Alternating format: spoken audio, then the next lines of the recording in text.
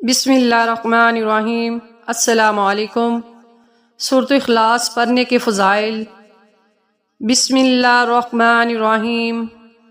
قل هو اللہ احد اللہ الصمد لم یلد ولم یولد ولم یکن لہ کفوا احد۔ سورۃ اخلاص روزانہ 200 مرتبہ باوضو پڑھنے سے 9 فائدے حاصل ہوتے ہیں۔ نمبر 1، اللہ رب العزت 300 غضب کے دروازے بند کرے گا، مثلا دشمنی، قرض، فتنہ وغیرہ۔ نمبر 2، 300 دروازے رحمت کے کھولے گا۔ نمبر 3، 30 دروازے رزق کے کھولے گا، اللہ تعالیٰ غیب سے رزق دے گا بغیر محنت کے۔